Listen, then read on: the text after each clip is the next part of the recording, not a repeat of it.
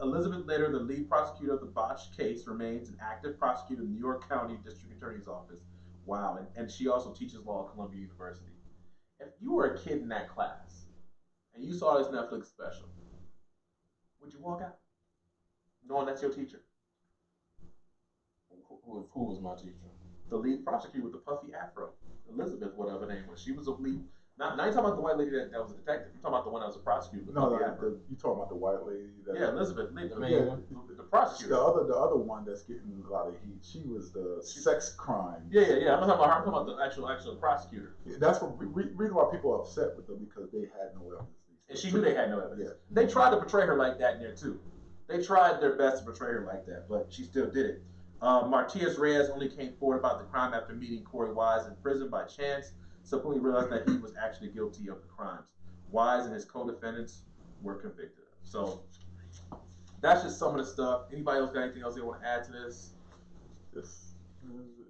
I mean, but I'm thinking about this case. This, in the black community, this is just one case where, I mean, though they had to go to prison, they actually got out because of it. I mean, how many other cases where somebody else probably would have came forward, would they still, they'd probably be like, well, it's years later.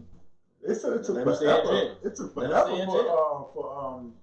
for he had to go through the chain of command in order to. He said he was guilty like 500 times and he played his whole story. Yeah, that's a whole lot for dude that's like, look, I'm already in here for life. Yeah. Now I got to come back every I forgot what it was, but over the course of like maybe 11 months, he had to keep telling them, yo, I'm the one. I'm the one. They're like, well, what happened? This happened. I'm the one. Let's see the DNA. This happened. Okay, well, we don't know. Mm-hmm.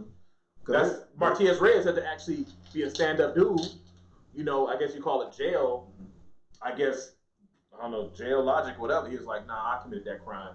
Well, they had to do a lot of stuff behind the scenes because they were probably going to try to off him off in prison. You know what I'm saying? To keep quiet. Yeah, keep the case quiet. I'm not going to make us look like fools. You know what I mean? So they had to, I think they had, that Innocent Project, they had to get in there and get his information and all that stuff and get before, something happened to him in prison. Yeah.